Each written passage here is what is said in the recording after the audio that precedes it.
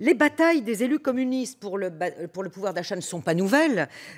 Aussi, vous soutenez discrètement ce mouvement, on va dire. Vous risquez, vous aussi, d'être taxé de récupération? Pourquoi vous dites qu'on soutient Enfin, discrètement vous soutenez, ce voilà. mouvement? Oui. Nous sommes allés à la rencontre des Gilets jaunes à l'aube ce matin pour dire que nous, les députés communistes et les sénateurs communistes, ont déposé des amendements pour dire non à la hausse des taxes sur l'essence et le diesel, pour revaloriser les salaires, pour revaloriser les pensions, parce qu'on a un problème de pouvoir d'achat dans notre pays, parce qu'effectivement, comme je le disais tout à l'heure, on prend aux pauvres, aux travailleurs, aux salariés pour donner des cadeaux aux plus riches. Ça, basta, et la colère, elle est profonde, elle est sincère dans le pays, et nous partageons cette colère.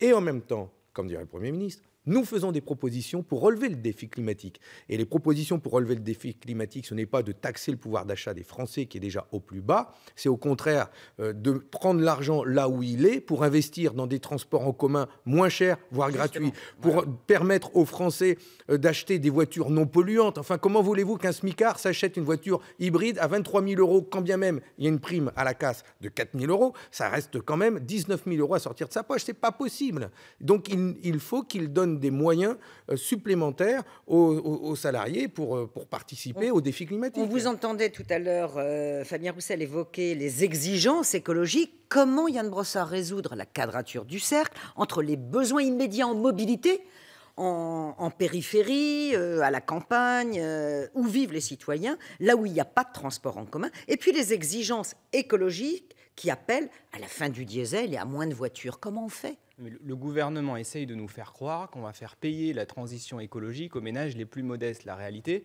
c'est que c'est un mensonge éhonté. Pourquoi est-ce que le gouvernement augmente aujourd'hui les taxes sur le carburant? Pas pour des raisons écologiques, mais simplement parce qu'il a multiplié les cadeaux au profit des plus riches. Les 3,5 milliards de cadeaux qui ont été faits à ceux qui payaient l'impôt sur la fortune, ça a fait un trou dans le budget. Et comme il y a un trou dans le budget, il faut le combler. Et pour le combler, aujourd'hui, le gouvernement augmente les taxes sur l'écologie. C'est purement financier. Et c'est une gigantesque arnaque. Et c'est précisément parce que les Français l'ont compris, qu'ils se mobilisent aujourd'hui si nombreux pour demander au gouvernement d'annuler ces taxes. Et d'ailleurs, les parlementaires communistes ont relayé cela à l'Assemblée nationale. Mais la vraie question, qui est une question qui reste entière, c'est comment est-ce qu'on fait la transition énergétique? Deux propositions très concrètes. Premièrement, il faut mettre à contribution les revenus des compagnies pétrolières. Une boîte comme Total, c'est quasiment 10 milliards d'euros de profit par an. Et on voudrait nous faire croire qu'on va faire payer la caissière qui a besoin d'utiliser sa voiture pour aller au boulot et on ne va pas toucher aux compagnies pétrolières. La France ne pourra pas le faire toute seule.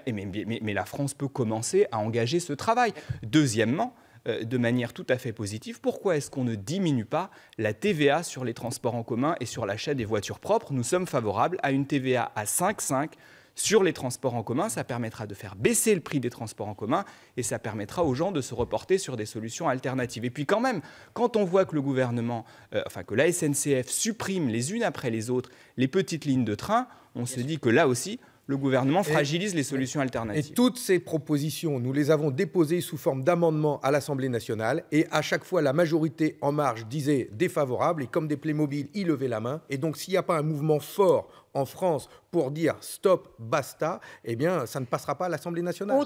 Autre